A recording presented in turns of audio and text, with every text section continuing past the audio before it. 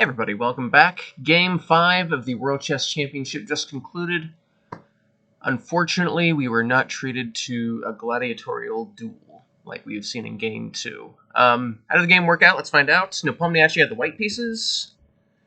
E4, it seems like this is Nepomniachtchi's main weapon for this match, or it certainly is. If he were to lose a game, maybe we would see a shift, but this seems to be his chosen approach for the match. I don't know if he's going to switch now that he's really just not getting much out of the opening, but another subject. Carlsen played e5. It ain't broke. Why fix it? Carlsen's been quite solid with this move. And we continue with the Spanish. This would be the point where, especially after this game, I might expect Nepomniachtchi to shift. The Italian would be another way to get sort of a Roy Lopez style or Spanish style position out of it, where he played slow with d3 and c3 and just that same Spanish-style milking of the position.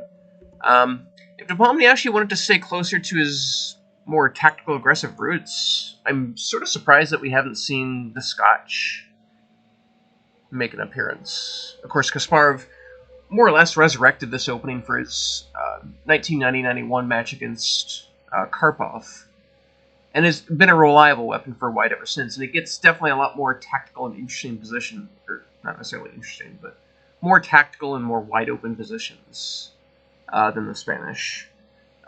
Given that Nepomniachtchi's failing to get anything out of these Spanish positions, I would think that he would at least consider a switch. So, Carlsen played a6, no reason to switch. I mean, if there's one thing to be thankful for, it's that we haven't seen the Berlin so far. There's always a silver lining. And we just see a repeat of games 1 and 3. And Carlsen goes with a. Again, Carlsen's been perfectly solid for both games 1 and 3, so there's no reason for him to deviate. A4, this is a game, the course of game 3, of course. H3 was the course of game 1, where we saw that very interesting pawn sacrifice from Carlsen, very much in the spirit of the Marshal. A4, this was chosen by Kasparov in his match against Short to dodge the Marshal, and he had fantastic results with it, and that sort of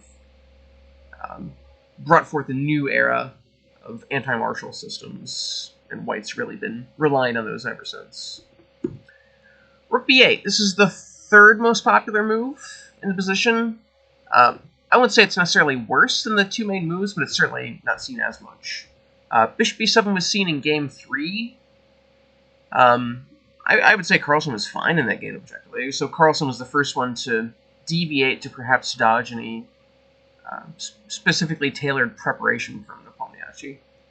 b4 is another way of playing. One interesting way for White. a5 here sort of artificially isolates the pawn in b4. Now, it also creates the possibility that the a5 pawn will just end up being weak, so it adds some strategic tension to the position. Rook b8 supports the b-pawn and eventually looks for a b4 pawn break when White plays c3. It's eminently logical. I don't think this is a bad choice for Black at all. White takes on b5 now that the rook's off the a-file, so now White's the one owning the a-file. h3, this is a unique move order. I'm not sure it's necessarily the best choice. c3 would be the most straightforward Spanish option. One interesting way for White to go here, d4. Just go ahead in the position without playing h3. And actually, bishop g4 is just not a good choice here. And this might be a signal for White that this is the way for him to play. If bishop g4 itself isn't sound, White can easily save the tempo and play h3 here. White can just continue to develop. The double pawns are not a weakness for White here. In fact, they do good work in supporting the center. This is a dominant position for White. He's got the bishop pair, he owns the center. The double pawns are not a weakness at all. So d5 is better here. And I would say White's a little bit better. White's got this nice pawn wedge on e5. He's got the space advantage that comes with it. That said, Black's got his own trumps here. He's got the b4 pawn break for counterplay at an appropriate time. And this bishop's really comfortable on f5. It prevents this white square bishop from aiming at the king side. In fact, White's probably just going to end up trading that off anyways. So, interesting position. This would at least lead to an imbalance that would help us get to more interesting play. H3, very solid. It sort of prophylactically cuts out bishop g4 before it can even happen. C3, D3 is another approach. It doesn't significantly change the style of position. I mean, black's fine here. C3 is definitely the mainline Lopez approach. And then b4. This is eminently logical, and it's completely tied within the rook b8 approach. The rook's on the b file, so we seek to open the b file up for the rook. That's a perfectly logical move. D3, D4 would be the normal Spanish move, but here there's a difference. And it's that black has already achieved his b4 break, so black already has pretty good play going here. One way this could proceed. Black has excellent play here. Black has no concerns whatsoever. So d3, it's a little bit more solid move, and you can tell that's been Nepomniachtchi's approach in this match so far. He's not looking to burn the world down or get any crazy positions out of the open. He's just looking to play good, solid chess. That has its downsides, which we'll talk about, but that's a perfectly good approach for him. d5. This is 100% preparation from Carlsen. You don't play this move unless you've got all the tactical details settled. And you wouldn't have all the tactical details settled unless you analyze it beforehand. So this is another Marshall-style pawn sacrifice, where black's getting excellent activity for it. Knight bd2. So Nepomniachtchi doesn't pick up the gauntlet and doesn't check Carlsen's work. So the critical test of this would be, of course, taking the material. Then bishop e6. So this would be the best choice. So suddenly this bishop on b3 is very exposed. White would have two main choices here. Bishop x d5 would be the most solid. But this is already just good compensation for black. Just the bishop pair by itself, and the fact that all of these queenside pieces are asleep. That's excellent compensation for black. Black has nothing to worry about there. Or instead of bishop x d5, white could play bishop d2, but this gives the pawn back immediately.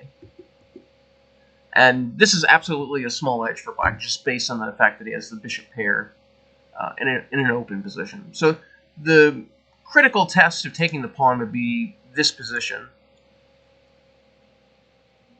But this just looks like full compensation for black. I can easily understand why Nepomniachtchi didn't want any part of this position, even without even analyzing it. Because all of these pieces are just completely asleep. Even if black didn't have the bishop pair, the fact that these pieces aren't mobilized at all gives black good compensation already. But that bishop pair in a wide open position, it's a very dangerous position for white. Bishop a4. I would say this is white's best chance of getting anything out of this position. dx-e4 looks like the only good choice here.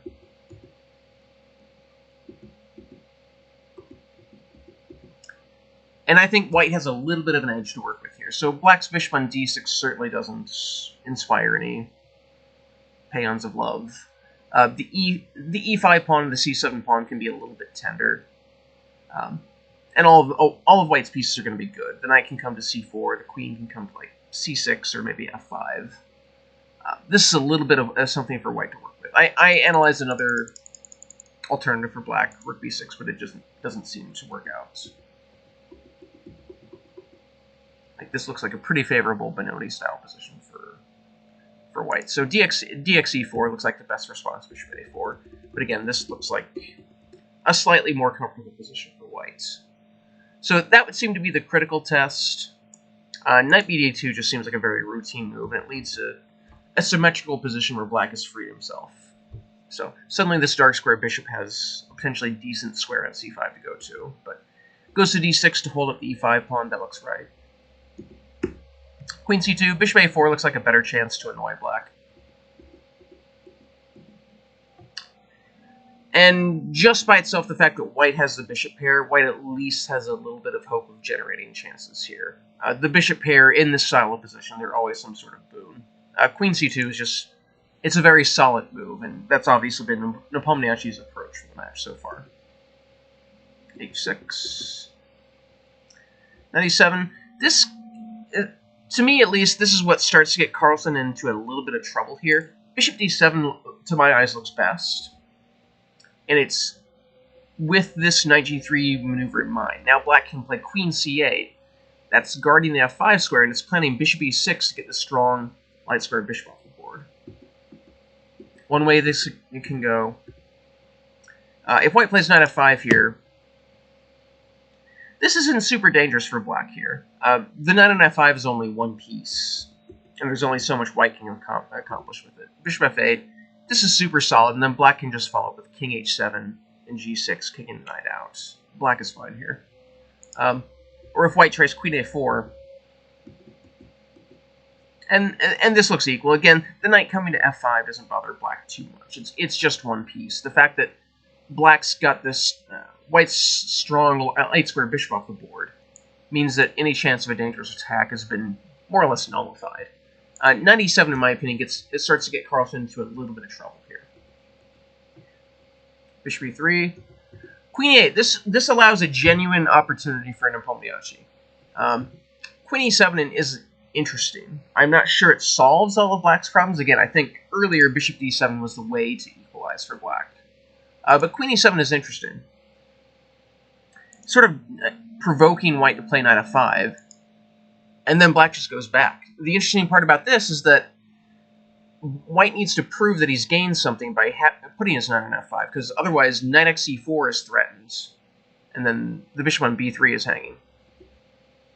Bishop c4 gets that off the board, and now the queen moves to e8, and the difference is the bishop's on c4, so the pawn move c4 isn't possible from white. So this is safe for black now.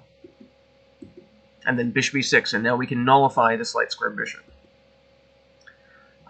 Queen x e6 is safe and solid. I sort of like fx e6 here, just going with the double pawns to cover these crucial squares.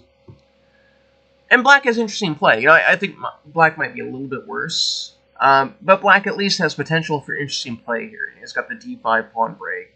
He's got the open f file potentially. That's a queen x e6 is probably just safe and equal, if not close to equal.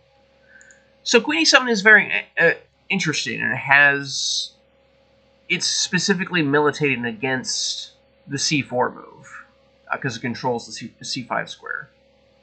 But queen e8, this allows a genuine opportunity for Nepomniachtchi, and Nepomniachtchi does not take it, unfortunately. c4 just cries out to be played. This threat of c5, cramping black's position, is quite good for white. Bishop e6 seems like the main way to respond. And f5. And there's some variations here. Rook b4 is the most solid move. Knight d5 can be played, but it seems to work out well for whites. You can check out the variation in the game notes as usual. Rook b4 looks the most solid. And this is just a simple and strong edge for whites. You know, he's got an edge in space, he's got an edge in piece activity. And this pawn on c5 really cramps black's position. And this pawn can march a little bit farther to c6, maybe eventually creating a landing spot on b7 for a rook to pressure the c pawn. This just looks like an edge for white, and I'd be really interested to hear why Nepomniachtchi didn't play c4. That really seems like a genuine chance, really the only genuine chance in the game to put pressure on Carlsen. But here, Carlsen's able to untangle in time. Bishop a4. The difference here is c4. Queen c6 doesn't work. There's this pin that would drop a piece. But now black's in time controls the c5 square. And that's actually a little bit better for black. So bishop a4. Knight d2. If white takes, the difference is we've traded that dangerous light square bishop off. So this helps black's position quite a bit. That said, I still think this is white's best chance to achieve something. At least here, white has that space advantage of having this pawn on c5. Knight d2 just sort of, it's another move on general principle. It doesn't accomplish anything concrete. And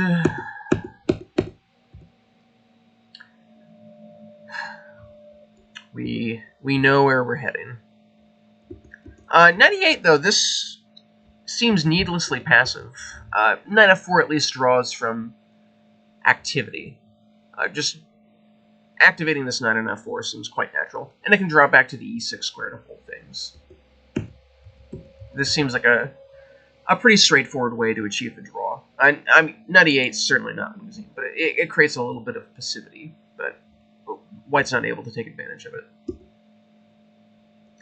And Anish Giri pointed this out in the live stream. This is the last genuine chance for white to potentially cause trouble. To be clear, this is dead equal here. But this is perhaps a way to at least chase an imbalance. h4 looks like it's the best. Then h5. And the difference is, once white plays g4, there's no pawn breaks left. Again, pawn breaks are sort of the soul of the position, the main engine for activity and imbalance. White here, he's keeping the idea of playing g3 and f4 alive. That's really the last pawn break in the position. And his hope is this h-pawn is immobilizing both black's g and h-pawn. And his hope is maybe eventually he can generate somehow a passed e-pawn, while this one pawn here is holding these two pawns up. That's a big hope, but at least here white is playing for some sort of imbalance. But I don't think it's unfair to say that Nepomniachtchi was already thinking about moving on to the next game. So knight e6. White's position optically looks good. You know, this is theoretically a bad bishop. This is theoretically a good bishop. White theoretically has an advantage in space on the king side. The problem is black's position doesn't have any weaknesses. There are no actual targets for white to attack. So there's no way to transition any of those theoretical boons into a gain, because there's nothing to attack. h4, knight e6, trading some pieces off. And h5 officially locks everything up. I mean, maybe white could have hoped for a g5 pawn break at some point, but h5 just locks everything up. e8. Of course, black doesn't want to take. This would suddenly lead to probably close to a technically winning position for white, because now white has this nice queenside pawn majority can push, and all of black's kingside pawns are locked up. But just shifting to the A files, of course, fine. And they find their way to a repetition. So I think there was a genuine sense of disappointment in fans today, especially after yesterday. We were hoping for a real fight in that game because Carlsen had the white pieces. Chess at the top is tough. These are two of the best players in the world. Carlsen's the best player in the world and has been for years. And Nepomniachtchi is facing him in the hopes of achieving his life's goal of the World Championship. They don't owe us anything. They are playing for the World Championship. Their only goal is to play what is optimal for their struggle for the title. That said, it hurts the health of chess as a whole to see this sort of play. It doesn't bring more eyes to the product to see a lifeless draw like this. What brings eyes to chess is gorgeous dynamic play. Like, that's why a figure like Tal is so romanticized by casual players, because it speaks to that aesthetic, artistic side of chess that really draws people into it and draws a love for the game that lasts forever. I don't think we should criticize the players. They're only responding to the situation. Carlsen's one of the best, I would say the best defensive player of all time. So defeating him is hard enough.